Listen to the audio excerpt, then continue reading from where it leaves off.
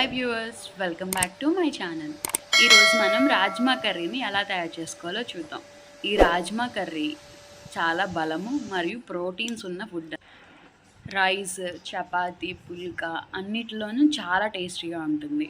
అదే కాకుండా ఇది కర్రీలాగే కాకుండా ఉట్టిగా కూడా తినేసేయచ్చు, లైట్గా నిమ్మకాయ పిండుకొని. అది ఎలా తయారు చేసుకోవాలో చూద్దాం. బాండి పెట్టుకొని అందులో తగినంత ఆయిల్ పోసుకోవాలి. తాలింపు కోసం తాలింపు దినుసులు, మిరపకాయలు,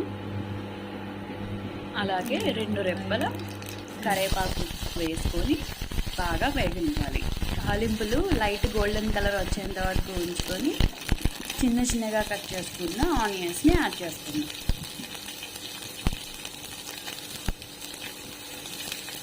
ఈ ఆనియన్స్లో చిటికెడు పసుపు మరియు ఆనియన్స్లో సరిపడా సాల్ట్ వేసుకోండి. వీలైనంత వరకు సాల్ట్ కొంచెమే వేసుకోవాలి, ఎందుకంటే రాజ్మాని ముందుగా మనం 12 గంటలు నీటిలో నానబెట్టిన తర్వాత కుక్కర్లో వేసుకొని తగినన్ని నీళ్లు పోసుకొని అందులో సరిపడా సాల్ట్ వేసుకుందాం.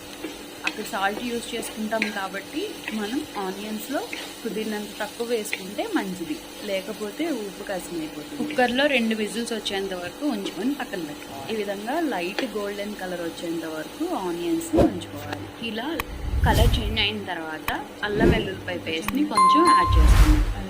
ఈ అల్లం వెల్లుల్లిపాయ పేస్ట్ పచ్చివాసన పోయేంత వరకు ఫ్రై చేసుకుంటే సరిపోతుంది. మొత్తం ఈ విధంగా కలుపుకొని అల్లం వెల్లుల్లిపాయ పేస్ట్ని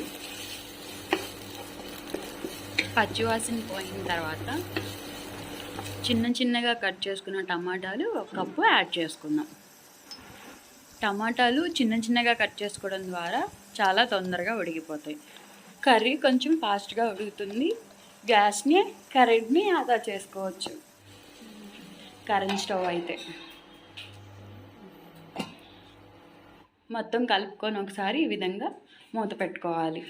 ఒక 5 మినిట్స్ తర్వాత మూత ఓపెన్ చేసుకొని టమాటాలు మగ్గిన తర్వాత ఉడకపెట్టుకున్న రాజ్మా గింజల్ని యాడ్ చేసుకుందాం. ఈ రాజ్మా గింజలు ఉడకపెట్టుకున్న వాటర్ ఉంటాయి కదా, అవి 1 గ్లాస్ తీసుకొని పక్కన పెట్టుకోవాలి. ఈ వాటర్ ద్వారా కూర ఇంకా బాగుంటుంది.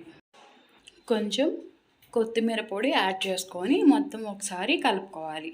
ఈ విధంగా కలుపుకున్న తర్వాత కర్రీ మసాలా, గరం మసాలా 1 స్పూన్ వేసుకొని మొత్తం కలుపుకోవాలి. ఇవి ఎప్పుడైనా సరే కూర మధ్యలోనే వేసుకోవాలి మసాలాలు. మొత్తం ఒకసారి ఇలా కలుపుకొని ఒక 5 మినిట్స్ మూత క్లోజ్ చేసుకోవాలి. ఒక 5 మినిట్స్ తర్వాత ఎండు కొబ్బరి పొడిని యాడ్ చేసుకుందాం. వేసుకొని మొత్తం ఒకసారి కలుపుకోవాలి.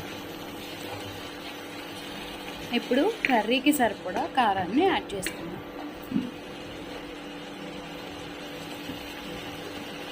నేను 1.5 స్పూన్ కారం యాడ్ చేసుకున్నాను.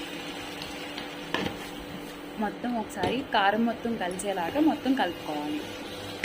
ఇలా కలుపుకున్న తర్వాత ఒక 5 మినిట్స్ మూత వేసుకొని మగ్గనివ్వాలి. తర్వాత ఒక 5 మినిట్స్కి మూత ఓపెన్ చేసి మొత్తం ఒకసారి కలుపుకోవాలి. కింద అడుగంటకుండా చూసుకోండి. మసాలాలు వేసాం కాబట్టి వీలైనంత వరకు కింద ఈ విధంగా అడుగంటుతుంది. అది మాడక ముందే తీసుకొని కలుపుకుందాం.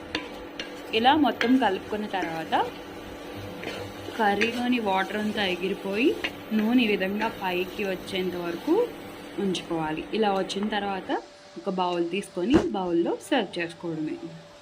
ఒకసారి మీరు ఈ విధంగా ట్రై చేయండి. నేను చిన్న రాజ్మా తీసుకున్నాను. అవి నానిన తర్వాత ఈ విధంగా కొంచెం పెద్దగా ఉబ్బుతాయి. ఒకసారి మీరు కూడా ఈ విధంగా మీ ఇంట్లో ట్రై చేయండి. ఎలా వచ్చింది అనేది నాకు కామెంట్లో తెలియజేయండి. అలాగే నా ఛానల్ని లైక్ చేయండి, షేర్ చేయండి, సబ్స్క్రైబ్ చేయండి. Thank you. బాయ్.